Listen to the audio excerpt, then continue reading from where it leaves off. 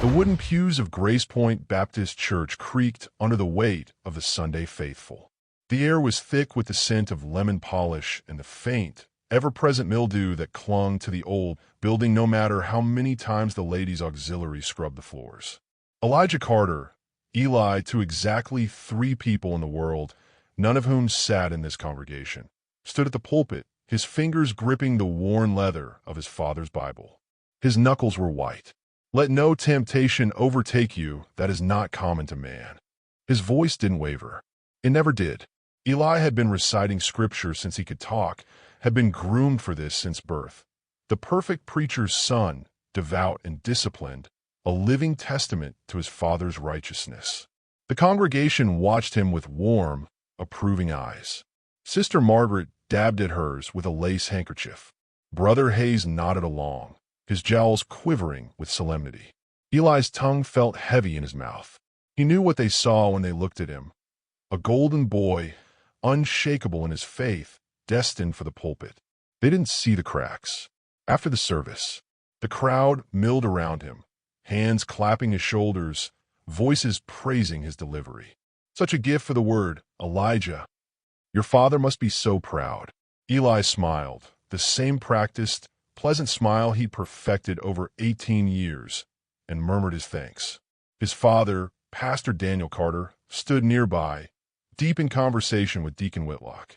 The deacon's gaze flicked to Eli, sharp and assessing, before he leaned in to mutter something that made his father's mouth tighten. Eli's stomach dropped. Elijah, his father's voice cut through the chatter. A word. He followed him into the church office, the door clicking shut behind them. The room smelled of coffee and old paper, the walls lined with theology books and framed degrees. His father didn't sit. Deacon Whitlock says he saw you near the old mill road last night. Eli's pulse stuttered. He'd been careful. He thought he'd been careful. I couldn't sleep. I went for a walk. His father's eyes, the same pale blue as Eli's, but colder, narrowed. That road leads to the lake. A beat of silence. It's not safe there, his father said finally.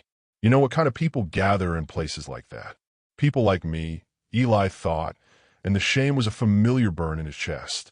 His father stepped closer, gripping his shoulder. You have a responsibility, son. This family, this church, needs you to be strong. Eli nodded, his throat tight. Bible college applications are due next month, his father continued. Softer now. You'll make us proud. Bible college. A wife. A life behind his pulpit. The future stretched before him. A straight and narrow path he'd never chosen. That night, the Carter house was silent, save for the ticking of the grandfather clock in the hall. Eli lay in bed, staring at the ceiling, counting the cracks in the plaster like they were sins. 1. The time he'd let Tommy Garrity kiss him behind the gym in 10th grade, then pretended it never happened. 2. The magazines hidden under his mattress, the ones he'd stolen from the gas station outside town. 3. The way his breath had caught tonight when Mateo Rivera walked into the diner, all smirks and leather bracelets, like he didn't care who saw him. Eli squeezed his eyes shut. Then, like he had 100 times before, he slid open his window and climbed out into the dark. The night air was thick with the scent of pine and distant rain. Somewhere a dog barked. The summer heat clung to Eli's skin like a second layer of clothing as he walked the familiar dirt path toward the lake. The air smelled of pine and damp earth, the only sounds the crunch of twigs beneath his sneakers and the distant hum of cicadas. He shouldn't be here. Not this late. Not when his father thought he was asleep, Bible resting dutifully on his nightstand. But the walls of his bedroom had felt like they were closing in tonight, the weight of tomorrow's sermon. Another performance, another mask, pressing down on his chest until he couldn't breathe. The lake was his escape, or at least it was supposed to be. Eli froze mid-step as the dock came into view. Someone was already there. A boy, no, a man, sat at the edge, his back to Eli, the orange glow of a cigarette dangling between his fingers. The moonlight caught on the silver rings adorning his hands, the dark ink of tattoos peeking out from beneath the rolled-up sleeves of his shirt. Eli's stomach twisted. He knew who this was. Mateo Rivera, the town's resident troublemaker. The guy who worked at his uncle's auto shop, who showed up to church once a year at Easter just to piss off his family, who had a reputation for mouthing off to cops and sneaking whiskey into bonfire parties. Eli should leave. But then, you lost, choir boy. Mateo's voice was rough with smoke and amusement, and Eli's pulse jumped as the other man turned, his dark eyes locking onto Eli's with an intensity that made his skin prickle. Eli swallowed. This is private property. Mateo smirked. Yeah? Then why are you here, preacher's kid? Eli stiffened at the nickname, his fingers curling into fists at his sides. I'm not. Not what? Mateo tilted his head, blowing out a slow stream of smoke. Not the perfect little son your daddy thinks you are. Eli's face burned. Before he could retort, Mateo stood, stretching lazily like a cat in the sun.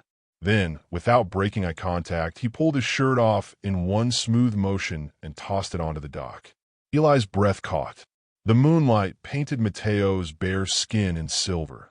The lean muscles of his stomach, the sharp lines of his collarbones, the trail of dark hair leading south. Eli's mouth went dry. He shouldn't be looking. He definitely shouldn't be staring. But he couldn't look away. Mateo grinned, sharp and knowing. Like what you see? Eli's whole body flushed with heat. I have to go. Sure you do. Mateo took a step toward the water. But first, you coming in? Eli's heart hammered against his ribs. For one wild, terrifying second, he imagined saying yes. Then reality crashed back in. He turned and ran. Behind him, Mateo's laughter followed him into the trees, dark, rich, and full of promises Eli wasn't brave enough to hear. Eli didn't go back to the lake for a week. He told himself it was because he was busy, choir practice, helping his father with sermons, the endless cycle of being the good son. But the truth was, every time he closed his eyes, he saw him. Mateo, the way the moonlight had traced the lines of his bare shoulders as he rose from water. The teasing glint in his dark eyes when he called Eli choir boy. The way his voice curled around the word like it was something secret, something theirs. Eli's skin burned at the memory. He was reading Psalms at the kitchen table when his father's voice cut through his thoughts. Elijah. Eli jerked his head up. His father stood in the doorway, car keys in hand. Your aunt called. Her car won't start. I told them you'd take it for repair. Eli blinked. Me? You know engines, she will get scammed if she goes, his father said, as if that settled it. It was true. Eli had always liked fixing things, the quiet logic of gears and wires. But the idea of going into town, of possibly seeing him. I have an assignment, Eli lied. His father's expression hardened. This is what it means to serve the flock, Elijah. Now go. The auto shop. The Johnson sedan was parked outside Rivera Auto, its hood propped open like a gaping mouth. Eli hesitated, his fingers tightening around his toolbox. Then the bell above the door jingled, and he stepped out. Mateo. He was wiping grease off his hand with a rag, his sleeves rolled up to reveal lean, tattooed forearms. When he saw Eli, he stilled. Then, slowly, his mouth curved into that same infuriating smirk. Well, choir boy returns. Eli's throat went dry. I'm just here to fix a car. Mateo tossed the rag aside and sauntered closer. Lucky for you, I love fixing pretty things. The word sent a traitorous heat up Eli's neck. He ducked his head, busying himself with the engine so Mateo wouldn't see the flush on his cheeks. But Mateo didn't leave. He leaned against the car, arms crossed, watching Eli work with those sharp, knowing eyes. You never came back to the lake, he said after a moment. Eli's hands faltered. I was busy. Liar. Eli didn't answer. Mateo exhaled, shaking his head. You know, for someone who preaches about truth, you're real bad at saying what you want. Eli's jaw clenched. You don't know anything about me. I know you watch me when you think I'm not looking.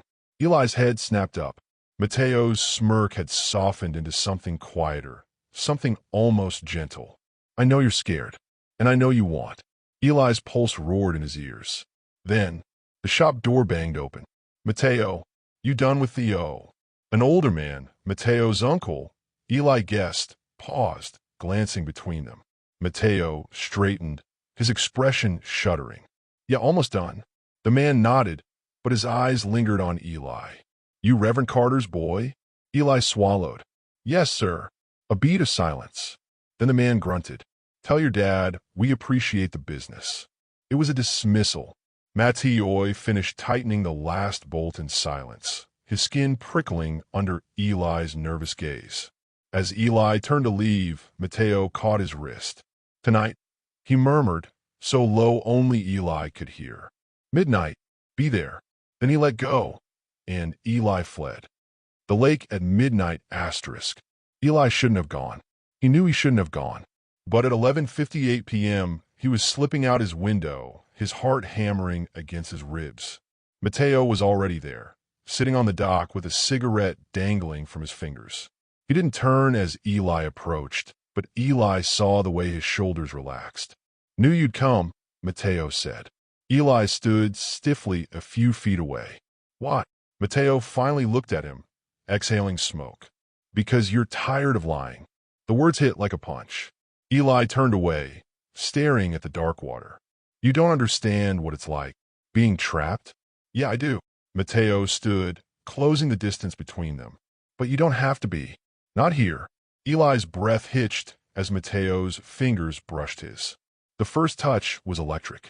Mateo's hand slid up Eli's arm, warm and sure, tilting his chin up. Eli's lips parted. In protest or invitation, he wasn't sure. And then Mateo kissed him. It was nothing like Eli imagined. It was better. Slow at first, testing, then deeper when Eli didn't pull away. Mateo tasted like smoke and mint, his body solid against Eli's trembling one. When they broke apart, Eli's lips tingled, his entire body alight with something terrifying and new. Tell me to stop, Mateo whispered against his mouth. Eli didn't. That night, every limit was broken and all restrictions forgotten. Aftermath. They sat side by side on the dock afterward, shoulders brushing. Eli's mind was a whirlwind. What does this mean? What am I? But for the first time in his life, the questions didn't terrify him. Mateo lit another cigarette, offering it to him. Eli shook his head, but Mateo just grinned. Next time, then. Next time. The words sent a thrill through Eli's chest. As he walked home in the pre-dawn light, his lips still swollen from kissing, Eli realized something terrifying. He wanted there to be a next time. The next 2 weeks passed in a blur of stolen moments and sleepless nights. Eli would slip out after his father's snores echoed through the thin walls, meeting Mateo at the lake where they'd talk until dawn crept over the horizon. Sometimes they kissed. Sometimes they just sat in comfortable silence, shoulders touching, watching the water ripple in the moonlight. For the first time in his life, Eli felt like he could breathe. But secrets have weight, and this one was crushing him. Sunday morning arrived like a judgment. Eli stood at the mirror in his small bedroom, adjusting his tie with shaking fingers. His reflection looked the same as always. Neat hair, pressed shirt, the face of a dutiful son. But inside, everything had changed. The bruise on his collarbone, barely visible above his collar, felt like a brand. Elijah, we're leaving in 5 minutes, his father called from downstairs. Eli closed his eyes, trying to summon the mask he'd worn for 18 years. When he opened them, the practiced smile was there, but it felt more fragile than ever. The sermon was about purity. Of course it was. Eli sat in the front pew, his hands folded in his lap, as his father's voice boomed through the sanctuary. The devil comes to us in many forms, Pastor Carter declared, his pale eyes scanning the congregation. He whispers that our desires are natural, that God's word is outdated. But we must resist. Eli's stomach churned. Some among us may feel urges, temptations that society tells us to embrace. His father's gaze found Eli's. But we are called to be set apart, to choose righteousness over satisfaction. The words felt like stones. After the service, as Eli shook hands and accepted compliments on his father's message, he caught sight of Mateo near the back of the church. Their eyes met across the crowded sanctuary, and something passed between them. A question, a challenge. Mateo had never stayed for a full service before. That night, Eli couldn't bring himself to climb out his window. He lay in bed, staring at the ceiling, his father's words echoing in his head. Set apart. Righteousness over satisfaction. At 12:30 a.m., a pebble hit his window. Then another. Eli's heart clenched. He pulled the curtain aside to see Mateo standing in the yard below, looking up at him with an expression Eli had never seen before. Vulnerable, uncertain. Before he could lose his nerve, Eli opened the window. "I heard your dad's sermon," Mateo said quietly. Eli's throat tightened. "Yeah, that what you think? That what we have is wrong?" The question hung in the night air between them. Eli had spent his entire life believing what he was told to believe. But when he looked at Mateo, really looked at him, all he saw was someone who'd shown him kindness, who'd held him like he was precious, who'd made him feel alive for the first time. "No," Eli whispered. "I don't think it's wrong." Mateo's shoulders sagged with relief. "Then come down here." This time, Eli didn't hesitate. 3 days later, Deacon Whitlock knocked on the Carter family's front door. Eli was helping his mother with dishes when he heard the sharp rap. Through the kitchen window, he saw the deacon's stern face, and his blood turned to ice. "Daniel," Whitlock said when Eli's father opened the door. "We need to talk. About your son." The conversation that followed was conducted in hushed tones in the living room, but Eli caught enough words to make his world tilt. Seen together, inappropriate, Rivera boy, reputation. When his father called his name, Eli's legs barely carried him to the living room. "Sit down, son." Eli perched on the edge of the couch, his hands trembling. Deacon Whitlock leaned forward, his eyes cold. "Is it true? About you and the Rivera boy?" Eli's mouth went dry. He could lie. He'd been lying his whole life, to his parents, to the congregation, to himself. It would be so easy to deny everything, to go back to being the perfect preacher's son. But then he thought of Mateo's laugh, the way he'd held Eli's hand by the lake, how he'd looked at him like he was worth something. "Yes," Eli said quietly. "It's true." The silence that followed was deafening. His father's face went white, then red. "Elijah, I'm not ashamed," Eli said, surprised by the steadiness of his own voice. "I care about him." Deacon Whitlock made a disgusted sound. "This is what comes of being too lenient. The boy needs help. Professional help." "Elijah," his father said, his voice strained. This is a phase. Something we can fix. There are places." "No." Eli stood up, his legs shaking but his voice firm. "I'm not broken. I don't need to be fixed." "You're 18, his father said desperately. "You don't know what you're saying. This family, this church, we can help you through this." Eli looked around the living room, at the family photos, the religious artwork, the Bible on the coffee table. This had been his whole world for 18 years. But it wasn't anymore. "I'm sorry," he said quietly, "but I can't pretend anymore." He walked upstairs, packed a bag with shaking hands, and left through the front door. He didn't look back. Mateo found him at the lake 2 hours later, sitting on the dock with his duffel bag beside him. "Heard you caused quite a stir in town," Mateo said, settling down next to him. Eli let out a shaky laugh. "That's one way to put it." They sat in silence for a moment, watching the water lap against the shore. "Where will you go?" Mateo asked softly. Eli shrugged. "I don't know. I have some money saved. Maybe I'll head to Atlanta, find work." "Atlanta's nice," Mateo said. "My cousin lives there. Says there are people like us. Places where you can just be. People like us." The words should have scared Eli, but instead they felt like a gift. "Come with me," Eli said suddenly. Mateo turned to look at him. "What?" "Come with me," Eli repeated, more certain now. We could start over. Together." For a moment, Mateo just stared at him. Then his face broke into the most beautiful smile Eli had ever seen. "Yeah," he said. "Yeah, okay." They kissed then, soft and sure, as the sun began to set over the water. 2 years later, the apartment was small but bright, with windows that caught the morning light and walls covered in Mateo's artwork. Eli sat at the kitchen table, typing on his laptop. He was taking online classes now, studying social work. "Coffee's ready," Mateo called from the kitchen. Eli looked up as Mateo set a mug beside him, pressing a kiss to the top of his head. The gesture was so natural, so easy, that it still sometimes took Eli's breath away. "How's the paper coming?" Mateo asked. "Good. It's about LGBTQ plus youth and family rejection. Eli took a sip of coffee. I want to help kids like us. Mateo smiled. You will. The letter had arrived last week. The first contact Eli had had with his family since he left. His mother's handwriting was careful, controlled. Your father and I have been doing a lot of thinking and praying. We may not understand your choices, but we love you. We'd like to talk when you're ready. It wasn't acceptance, not yet, but it was a start. Eli looked around their little apartment, at the books on the shelf, the photos on the wall, the life they'd built together. It hadn't been easy.